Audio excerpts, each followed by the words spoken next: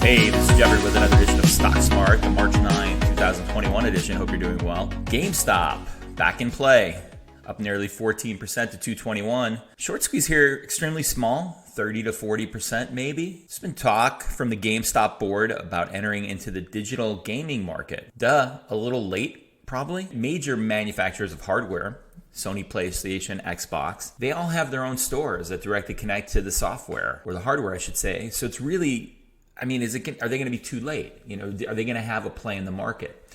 And you wonder, unless they have some kind of unique or creative way to attack the marketplace, you would think that they'd be too late to the game. But it is moving. A lot has to do with the Chewy CEO being on the board and igniting some more energy and more ideas to the company. Again, they have major problems. They have 5,000 leases in retail outlets all over the country, and that's going to create issues for them. So there's somewhat of a short squeeze. There is the old people going back to it again and pumping it up, but it doesn't seem likely to stay there. It does have support now. If you look at it, it does have support around 120, but this 220 price is a little bit galactic for it. Stock Smart contest coming. In the next few weeks, we're going to have more information about our very first stock picking contest. Again, we're deciding if we're going to limit it to 25 and less, but we may open the first one up as we still start to get more people involved to a larger stock picking contest. Non-fungible tokens getting some interest again as Jack Dorsey released his piece of art that sold for in the neighborhood of 2.5 million, which was essentially Jack Dorsey in a picture with the very first tweet that ever was on Twitter. We're neutral on the S&P 500 oscillator. Market's making a big move. Perhaps the 10-year note and the Bank of Japan not raising interest rates is finally taking some effect, and the growth stocks are back in play. If you look at the triple Qs as far as the RSI and the oscillator for that individual stock or ETF, we're oversold. That thing hit an all-time low from a year. So if you go back a year when we first entered COVID, which was about a year at this time, that thing has hit a low, meaning it's been oversold, down in the 30 range. And again, the RSI goes from 0 to 100. 30 enters a period of oversold, and that's where the triple Qs were. So if you were watching and trying to time this, which again is very difficult to do, that would be a place, especially in an ETF, which is a basket of stocks, where you can maybe take a look and say, well, maybe we've done too much here. And then if you look at the chart and you look at it over a year, you'll see it never entered that range at all for 1 year period. So we're a little bit overdone, and you can see, and remember, the reason those things sold off so big last year is when we had Corona or the initial COVID hit, the market lost 30%. So a lot of those things just got hammered for no reason. But again, some of the key stocks in the triple Qs, which make up about 25% or a large portion of the triple Qs, these technology companies, Amazon, Facebook, Microsoft, Apple, they really haven't done much in the last 2 or 3 months. The only one of the FANG stocks that's really moved is Google, which has outperformed all the other FANG stocks in recent time. So the VIX is down a bit today, as you'd expect with a market up day, down about 4% to 24. A safe zone for the VIX, you'll know when we're in it, probably around 20. And my guess is we're not going to get there until we get into bank earnings, which are still about 4 weeks away. So in this little lull period here where we're in between a non-buyback period, we're not hearing about a lot of buybacks, and I would doubt with the likelihood or the probability of corporate taxes going up, because corporate taxes were reduced under our prior president, and the new administration has talked greatly about raising corporate taxes, that those treasuries or those funds on the balance sheet are going to probably be kept a little bit longer this year, and we're not going to see probably as many buybacks in this, especially in this first quarter here. So watch for that. And I would say when you watch the VIX, I would expect the VIX going down entering into earnings. Now we have this kind of lull or a blackout period. So let's take a look at a stock. We're going to do a marketing language game. See if you can pick this one up. It's a pretty well-known company. We offer a range of products and services through our websites. The company operates through 3 segments: North America, International, and AWS. Now that's a big reveal right there. Company's products include merchandise and content that it purchases for resale from vendors and those offered by third-party sellers. It also manufactures and sells electronic devices. Who are we? Ding, ding, ding. Yeah, it's Amazon. Well, is it time to dip a toe here? The stock has really been sideways for a long period of time. Really since, if you look back to November, November, October. This thing has really been in a range of 2,900, went to a high of about 3,500, but it's really just kind of flattened out and been, sub 2,900. Today making a big move. This was kind of expected, up about 4%, up $100 to 3,056. Probably still time to get in here though. Last earnings were really amazing, but this last earnings period, almost every big tech growth stock sold off.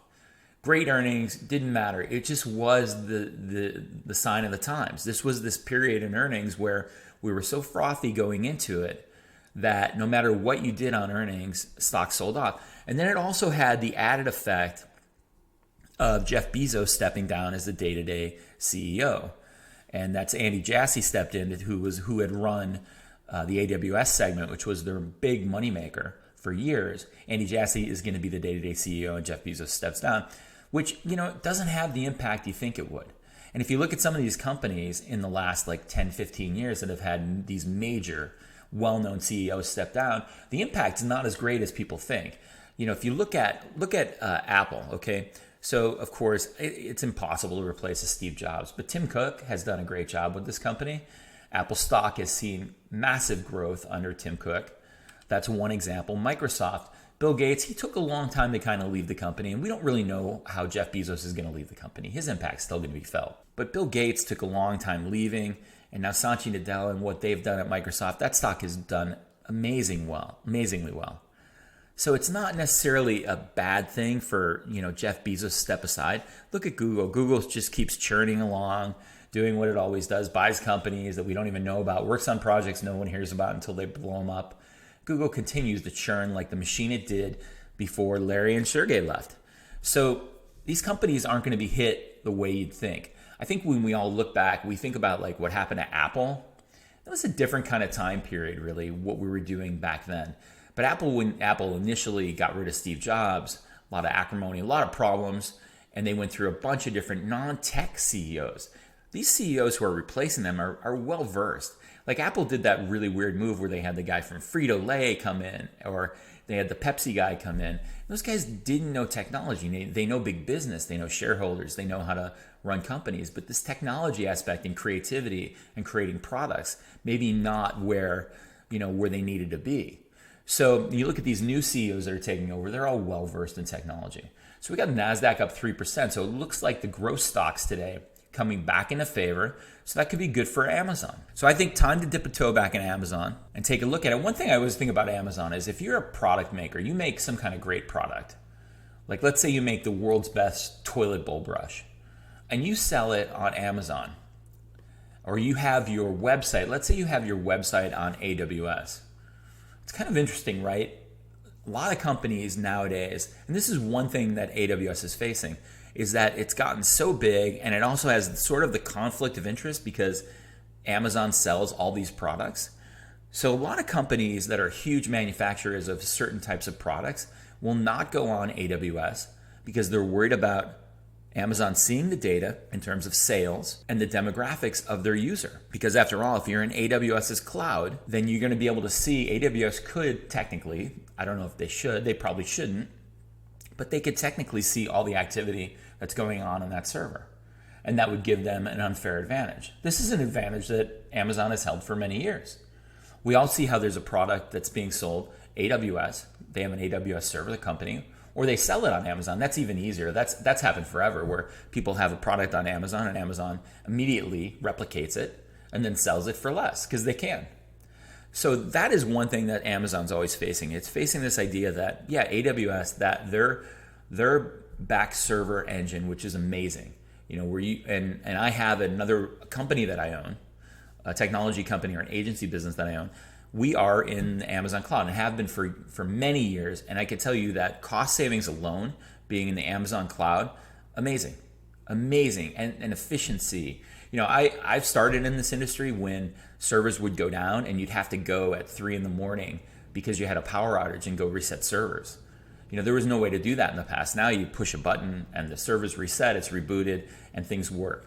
But having been in this industry and been in technology for 25, 30 years, you can see the advances and the move from, where you had these storage facilities or these network facilities that were remote in good locations. Now you have this, everything's online, where you can get in touch with your server in 2 seconds through a graphical user interface and make all the changes you want.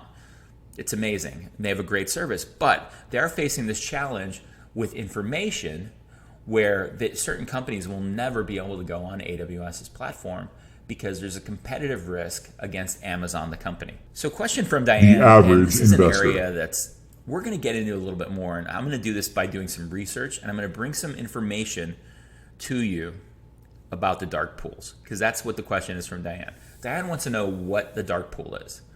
And I'm going to kind of go with the Investopedia kind of definition here. The dark pools are private exchanges for trading securities that are not accessible by the investing public, also known as dark pools of liquidity.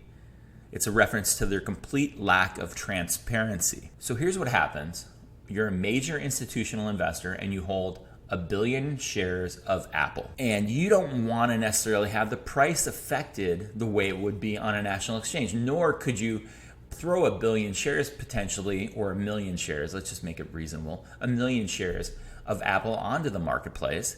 It would greatly affect the price of the stock, and the exchanges could have a really huge price fluctuation by doing that trade. You can go in with other institutional investors into these dark pools, and with the SEC, there's about 50 of them registered currently, and you can go and make transactional trades in a transparent way, meaning no one knows who made the trades, no one knows that the trades went on in terms of the national exchanges. It doesn't impact the price on the national exchange. Now, what if you're a retail investor and you're sitting there on the sidelines, you don't know anything about these dark pools, you don't have access, and all of a sudden there was a trade yesterday of Apple and everyone's bailing in the dark pools on Apple. People are picking it up, yeah, there has to be a buyer and a seller, but there's a lot of bailing on Apple. And in the dark pool, the price is going down, down, down, down.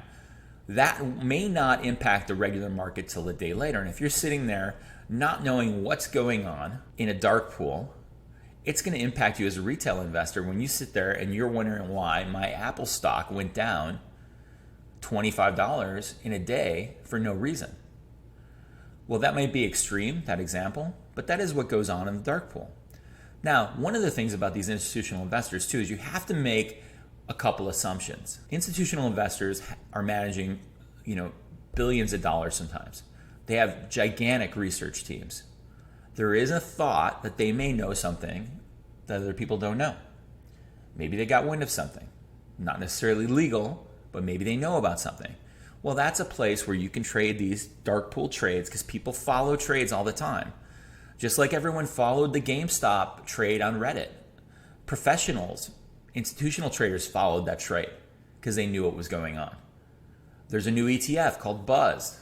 That's essentially going to be an index of the Buzz marketplace on social media that has an algorithm that's going to follow what's going on in trading. So people follow what big traders do. That's why the 13Fs are so important, because people want to know what these huge hedge funds are doing. So they'll look at those 13Fs and they'll say, okay, well, he's in Marathon Petroleum, or they're in DoorDash, or they're selling DoorDash, or they got out of DoorDash. Those are watched closely because they want to know what those large institutions are doing, because there is an assumption, and again, it is an assumption, that these large institutional investors may have a bit more information. That's why when people watch these unusual options, they're paying attention to it. Because if somebody sees an option on a company maybe heading into earnings in 2 weeks and they see an outstanding position, meaning a large position on a call option, they will go in and buy the stock. There's also another reason, because market makers will generally hedge that position by buying a lot of the underlying position themselves to hedge against those call positions. But that's what's going on. So the anonymous nature of the dark pools is something that the SEC doesn't really like. And a lot of people don't know about this.